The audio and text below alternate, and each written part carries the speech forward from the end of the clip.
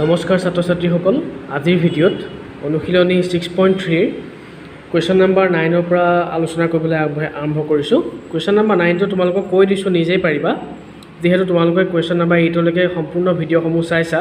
question number 7 টো যিখিনি টেকনিকত আমি অংকখিনি সলভ কৰিলো সদৃশ কৰিলো ঠিক তেনেকুৱা ধৰণৰ টেকনিক এটাতে এই কুৱেশ্যন নম্বৰ 9 টো কৰিব লাগিব 7 ৰ যেহেতু 1 আৰু 2 তোমালোকক কৰি দি থোৱা আছে সেই দুটাৰ সহায় লৈ তোমালোকে 9 টো কৰিব পাৰিবা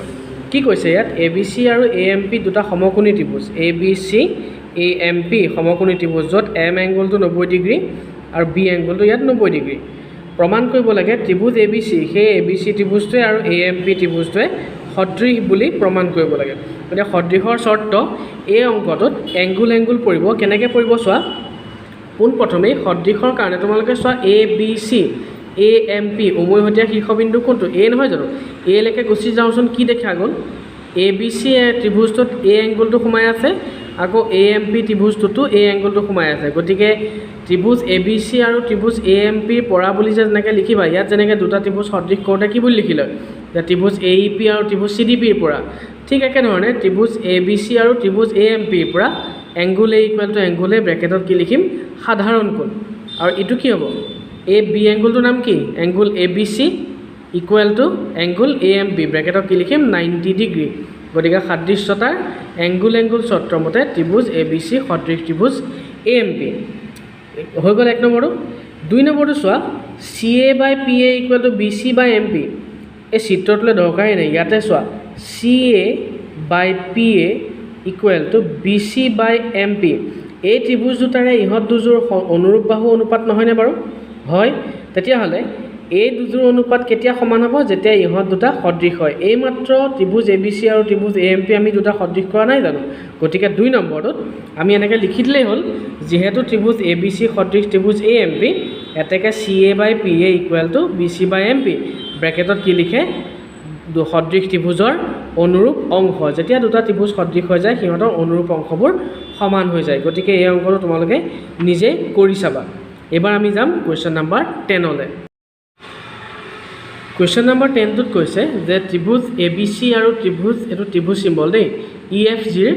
AB আৰু FE বাহুত ক্ৰমে D আৰু H দুটা বিন্দু CD আৰু GH ক্ৰমে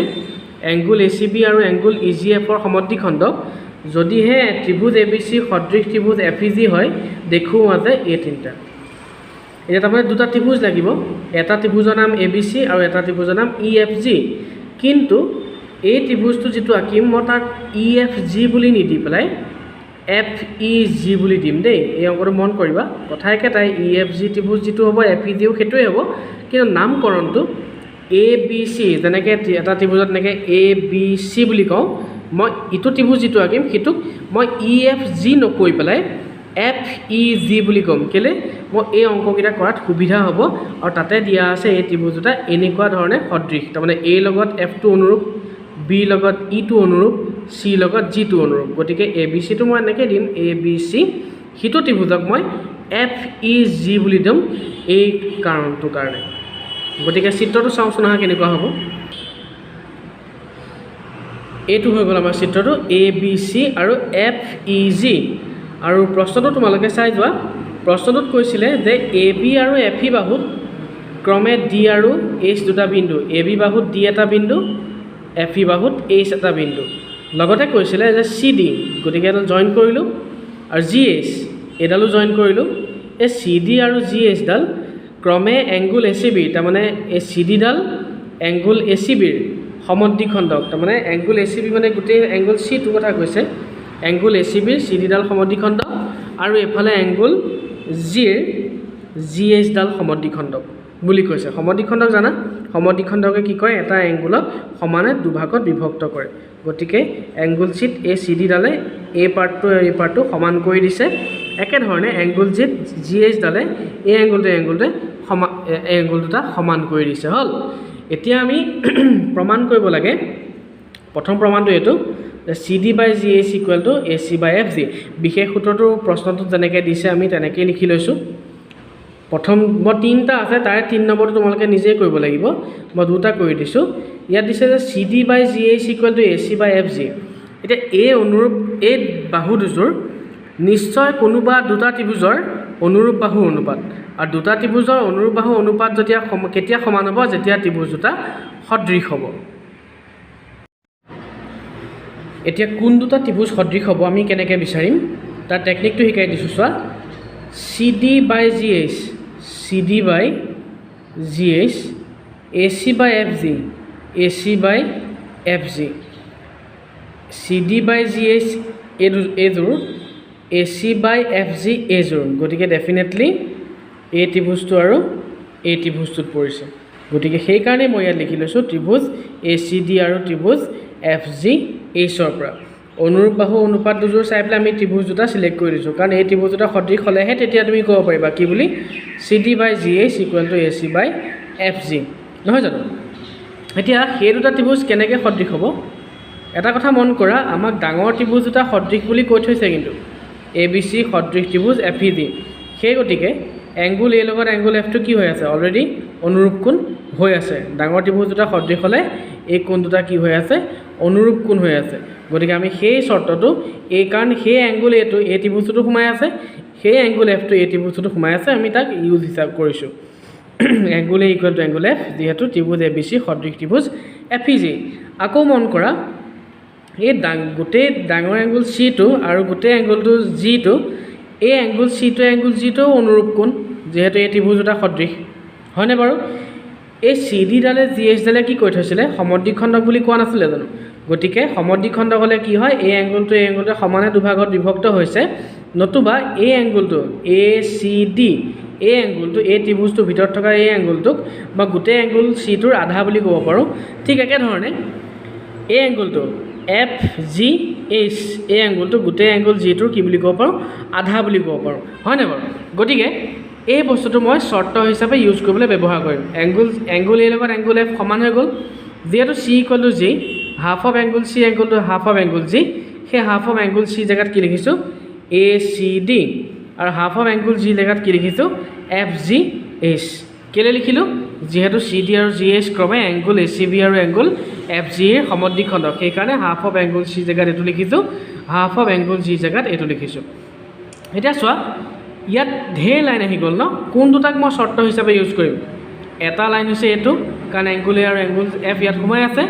এটা লাইন এইটো কাৰণ এংগুল ACD আৰু এংগুল FGH সোমাই আছে গতিকে এই লাইন দুটাক সিগনিফাই কৰিবৰ কাৰণে তুমি দুটা সমীকৰণ নাম্বাৰ দি দিয়া তেতিয়া আমি ক'ব পাৰিম যে সমীকৰণ 1 আৰু 2 পৰা সাদৃশ্যতা এংগুল শৰ্ত মতে ত্ৰিভুজ ACD সদৃশ ত্ৰিভুজ FGH দেখিলা দুটা ত্ৰিভুজ সদৃশ হোৱাৰ লগে লগে সিহঁতৰ অনুৰূপ বাহু অনুপাতবোৰ কি হৈ যায় সমান হৈ যায় এতিয়া কোন দুযোৰ লাগে যি দুযোৰ লাগে তুমি সেই দুযোৰ লিখি দিলেই হ'ল CD by GH equal to AC by FG প্ৰশ্নত চাই ল'লেই হ'ল ব্ৰেকেটত খালি লিখিব লাগিব সদৃশ ত্ৰিভুজৰ অনুৰূপ অংশ বুজি পালা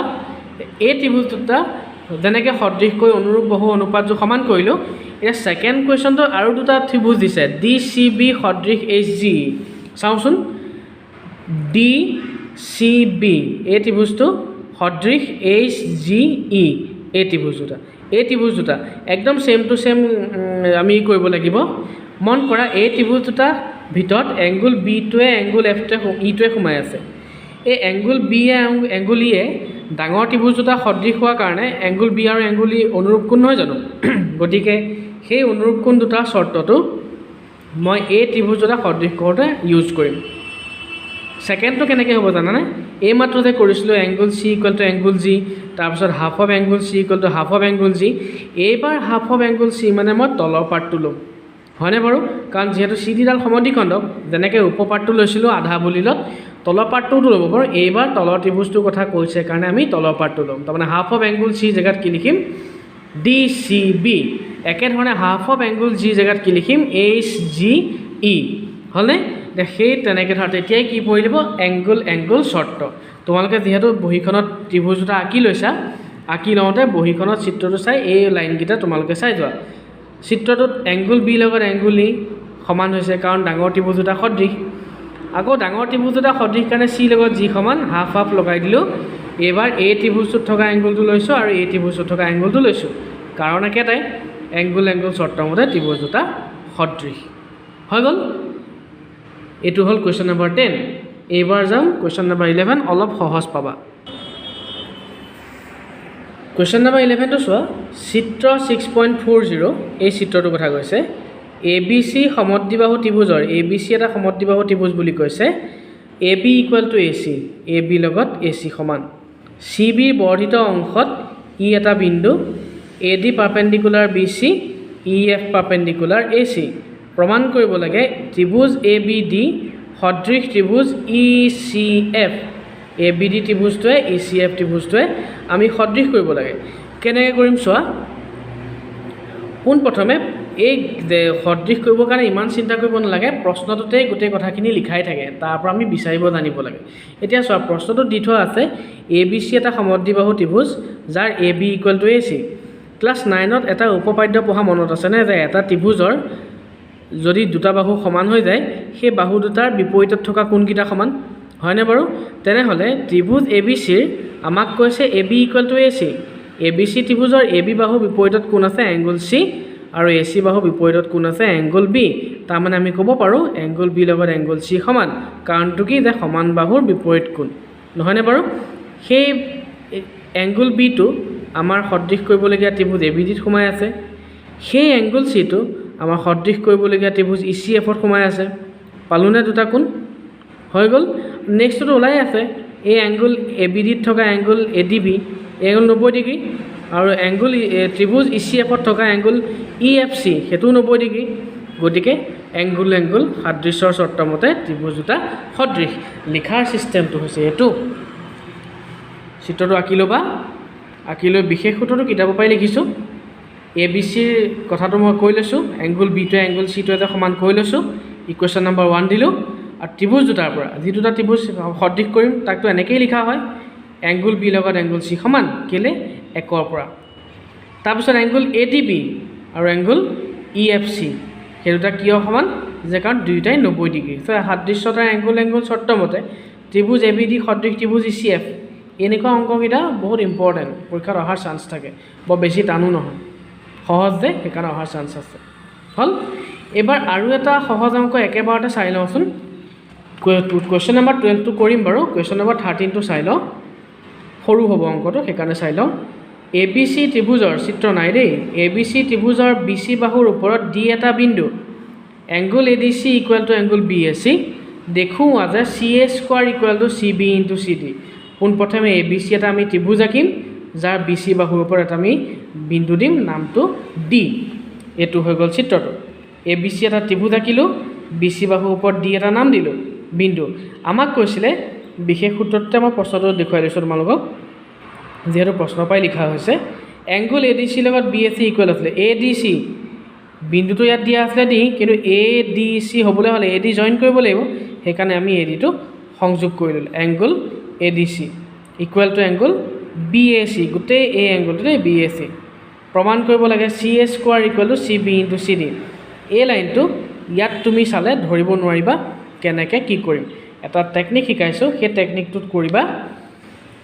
যিহেতু গোটেই লেচনটোত আমি ত্ৰিভুজকে সদৃশ কৰি আছোঁ ডেফিনেটলি এই অংকটো তেনেকুৱাই হ'ব দুটা ত্ৰিভুজ সদৃশ কৰিব লাগিব এতিয়া কোন দুটা ত্ৰিভুজ হ'ব নহয় জানো কোন দুটা ত্ৰিভুজ হ'ব জানানে এই যে দিয়া আছে যিটো এংগুলকেইটা ইকুৱেল সেই এংগুলকেইটাৰ নামেৰেই আমি ত্ৰিভুজ দুটা নামাকৰণ কৰি ল'ম এতিয়া চোৱা এ ডি চি এংগুলটো মই এ ডি চি ত্ৰিভুজত থাকিব বুলি ক'ব নোৱাৰোঁনে একেধৰণে B A C এংগুলটো B A C ত্ৰিভুজত থাকিব বুলি ক'ব নোৱাৰোঁনে মন কৰা বি এ চি মানে এ বি চি মই কিন্তু এ বি চি বুলি নামাকৰণ কৰা নাই বি এ চি বুলিহে নামাকৰণ কৰিছোঁ কাৰণ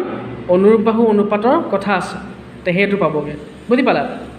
ঠিক আছে নামকৰণটো মই এংগুল দুটা চাই কৰি ল'লোঁ